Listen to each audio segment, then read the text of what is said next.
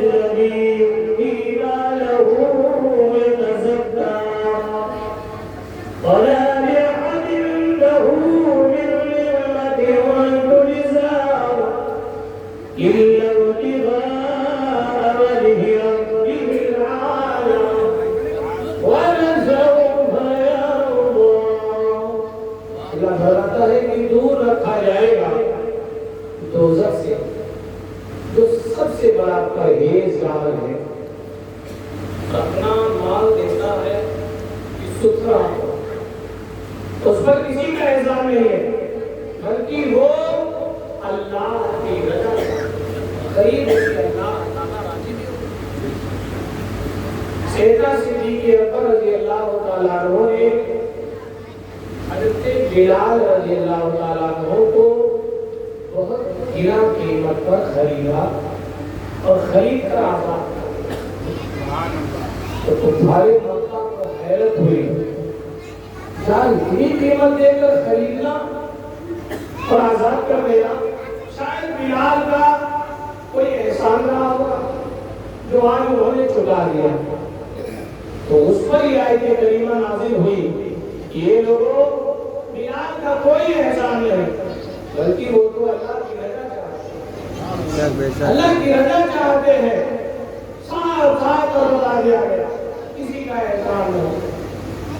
حضرت ابو بکر صدیق رضی اللہ تعالیٰ عنہ والی مرتبہ صحابی ہے کہ آپ نے حضرت بلال کے علاوہ بھی کئی غلاموں کو خریدا اور آزاد کر دیا۔ حضرت ابو بکر صدیق رضی اللہ تعالیٰ عنہ کی ذات بابرکات محتاج تعارف نہیں ہے۔ کون ایسا کلمہ گو ہے، کون ایسا مسلمان ہے جو حضرت ابو بکر صدیق کو نہیں جانتا؟ کیونکہ آران کی چوٹیوں سے جب اسلام کا علم بلند ہوا تھا، نبی صلی اللہ علیہ وسلم نے اپنی نبوت و رسالت کا اعلان کیا تھا، تو سب سے پہلے جس کے دل میں ایمان کی شمع جگمگائی تھی، ایمان کا چراغ روشن ہوا تھا، وہ حضرت ابو بکر صدیق ہے۔ سبحان اللہ، سبحان اللہ، صاحب سب سے پہلے مسلمان ہے۔ سبحان اللہ۔ کون صدیق اکبر؟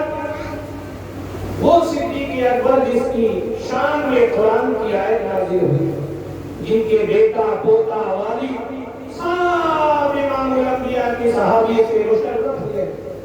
کون صدیق اکبر جس کے قول و فعل میں امانت و دیانت تھی، جس کی طبیعت میں شفقت تھی، جس کے قلب میں روحانیت تھی، جس کی دعاؤں میں قبولیت تھی؟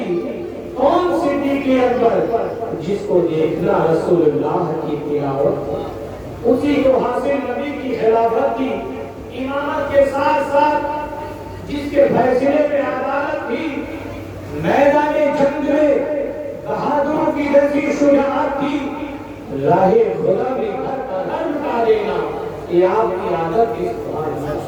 اسی لیے شاعر کہتا ہے کہ بیاں ہو کس زمان سے مرتبہ صدیق اکبر کا، یہ ہے یار غار محبوب خدا صدیق اکبر کا، اور لٹایا گھر کئی بار اس محبت سے کہ لٹ لٹ کر حسن گھر بن گیا صدیق اکبر کا۔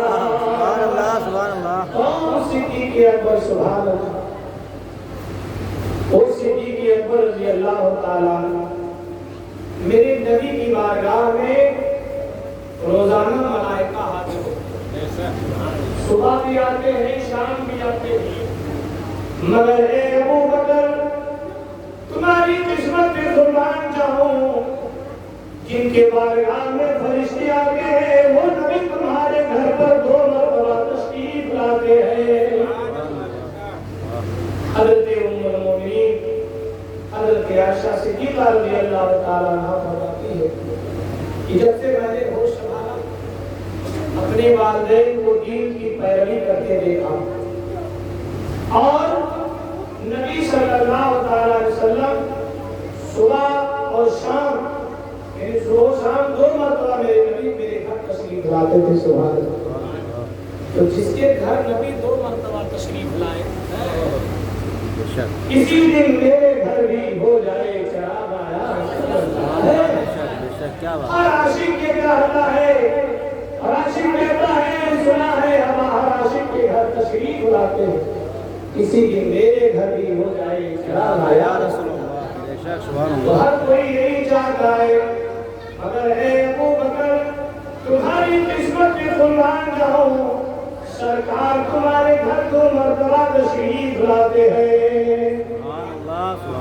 اور سنو حضرت ابو ہریرہ رضی اللہ تعالیٰ عنہ کی روایت ہے کہ جس نے اللہ کے لیے حج کیا اور کوئی بحث کلام کوئی گناہ نہیں کیا تو جب لوٹا ویسے ہو گیا جیسے واجب پیدا ہوا. یعنی حاجی جو ہے جب گھر آتے ہیں اور میڑ چھاٹنے لگتے ہیں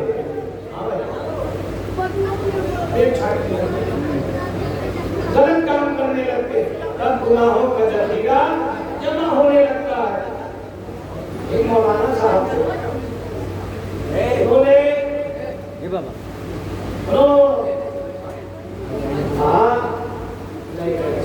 سبحان اللہ درود شریف پڑھ لیجیے. آپ لوگ بات چیت نہ کیجیے بھائی. علی جانے کے نامی برادران اسلام جو آدمی حج کرتا ہے جنت کا حقدار بن جاتا ہے لیکن جو کعبہ کے کعبے کو دیکھنے والا ہو نماز پڑھنے والا نمازی ہو جہاد کرنے والا غازی ہو قرآن پڑھنے والا قاری ہو نماز پڑھنے والا نمازی ہو اور حضور کو ایمان کے ساتھ دیکھنے والا صحابی ہو اس کے مرتبہ کو کیا کوئی جانے کہ کعبہ کی زیارت کرنے سے حقدار جنت کے بنتے ہیں. ہم ان کو کیا سمجھے جو یار کے گھر میں رہتے ہیں. وہ ابو بکر صدیق رضی اللہ تعالیٰ عنہ جن کی عظمت و شان نبی نے یوں بیان فرمائی کہ مجھ پر کسی انسان کا کوئی احسان نہیں ہے اگر احسان تھا بھی تو میں نے چکا دیا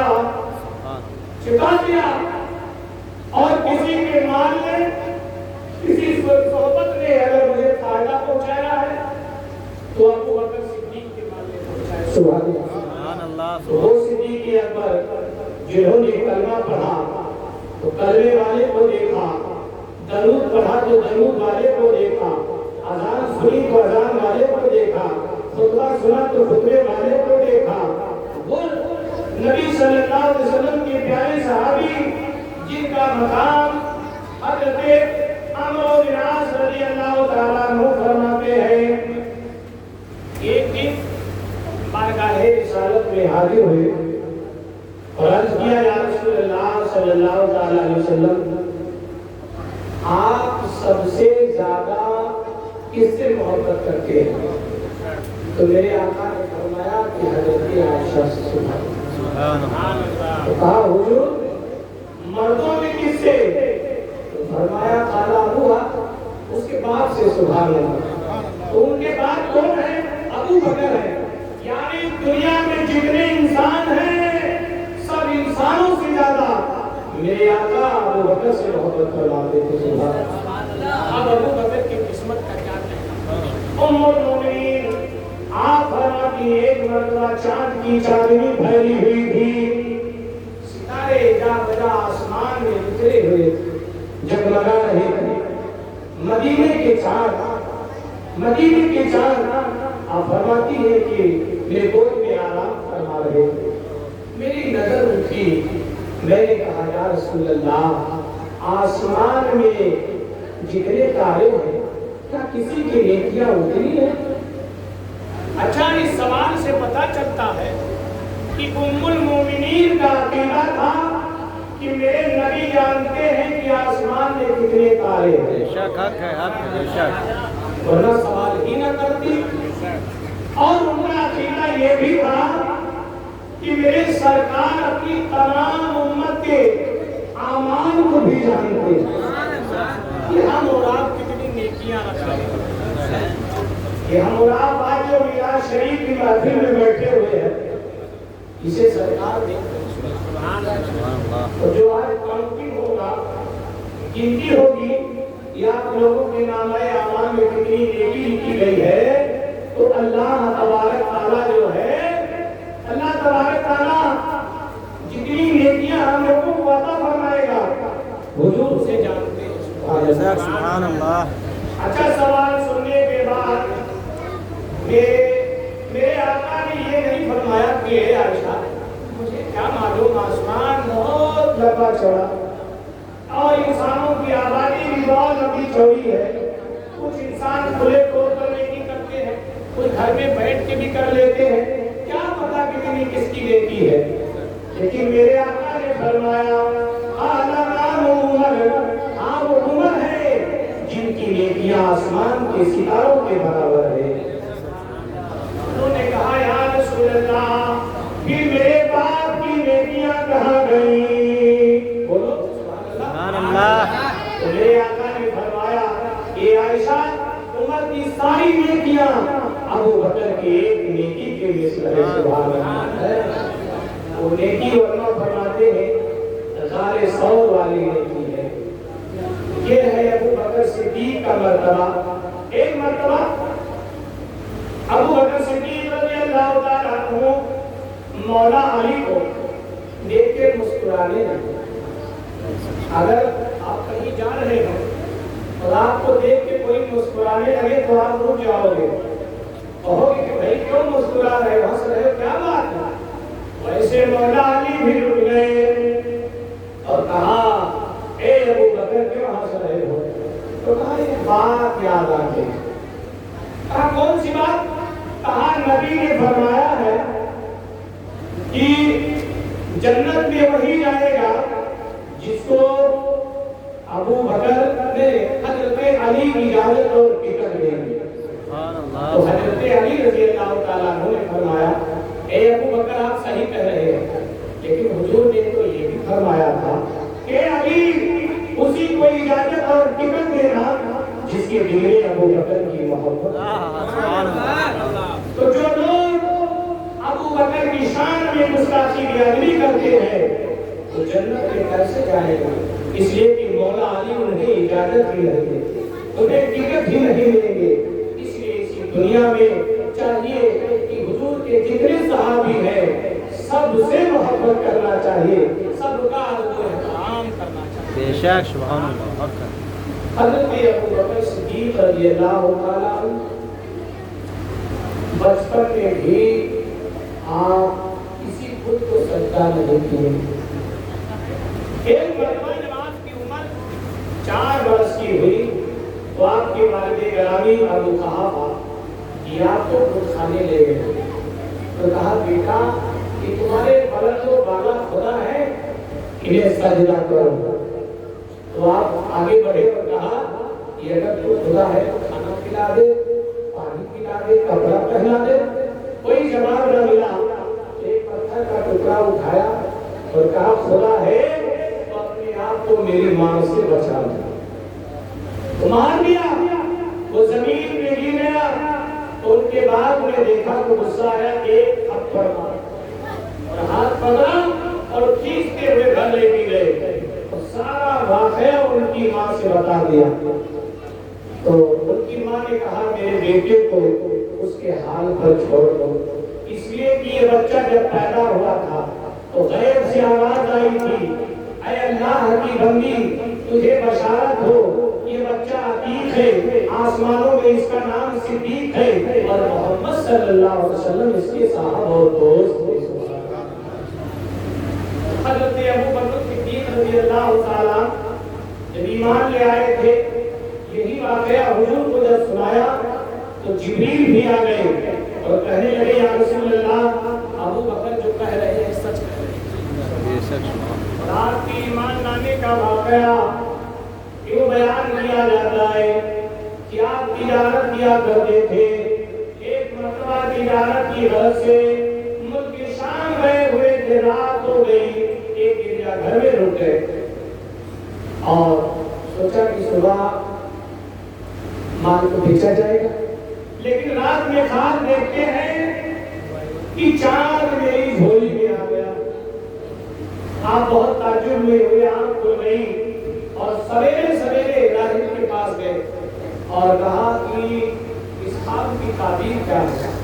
تو راہب چونک گیا اور ادب سے کھڑا ہو گیا, پیشانی کا بوسہ لیا اور کہا مبارک ہو مبارک ہو. اے ابو بکر, نبی آخر الزمان نے اپنی نبوت و رسالت کا اعلان کر دیا ہے, مبارک ہو. سب سے پہلے کلمہ تم ہی پڑھو گے. سبحان اللہ. سب سے پہلے کلمہ تم ہی پڑھو گے.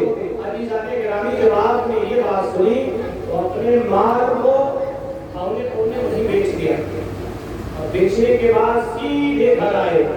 باقی مال گھر پہ رکھا اور آستانے رسول کی طرف چل دیتے گئے اور نبی کی بارگاہ میں عرض کیا, یا رسول اللہ صلی اللہ تعالی علیہ وسلم, اے میرے پیارے دوست, میں نے سنا ہے کہ آپ نے اپنی نبوت و رسالت کا اعلان کیا ہے.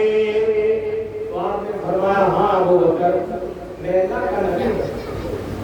تو کہا کہ ہے میرے پیارے دوست, جو اللہ کا نبی ہوتا ہے تو کوئی معجزہ دکھاتا ہے. تو آپ نے فرمایا ہے ابو بکر, کیا اس سے بڑھ کر معجزہ دیکھو گے؟ راہب نے کہا تھا کل سب سے پہلے کلمہ تم ہی پڑھو گے, اب کس بات کی دیری ہے؟ ابو بکر نے جب یہ بات سنی تو تڑپ گئے اور کہا صدقت یا رسول اللہ, آپ نے سچ کہا. ہاتھ بڑھائیے, کلمہ پڑھائیے اور مسلمان بنا دیجیے. قربان ہو گئے, کلمہ پڑھ کے مسلمان ہو گئے. مسلمان ہو گئے اور کلمہ پڑھنے کے بعد, ایمان لانے کے بعد ساری زندگی حضور کی غلامی میں گزار دے. جب مسلمانوں کی تعداد 38 ہو گئی تو ایک دن کہا یا رسول اللہ, اجازت دے دیجیے میں اپنے دین کی تبلیغ اشاعت جو ہے اعلان کروں گا. تو میرے آقا نے فرمایا نہیں, ابھی ہم تعداد میں بہت تھوڑے ہیں, لیکن بار بار اصرار کیا تو نبی نے اجازت بھی دے دی. مسجد حرام میں گئے, نبی کی تشریف فرما ہے, ادھر کفار مکہ بھی ہے. آپ نے لوگوں کو تقریر سنانی شروع کر دی اور دعوت اللہ دیا. یعنی اسلام میں سب سے پہلے جو خطیب ہے وہ حضرت ابو بکر صدیق رضی اللہ عنہ, جنہوں نے دعوت اللہ دی ہے, اللہ رسول کی طرف بلایا ہے. اور جیسے ہی آپ نے اللہ رسول کی بات کی تو سارے مکہ ٹوٹ پڑے, آپ پر ٹوٹ پڑے اور مارنا شروع کر دیا.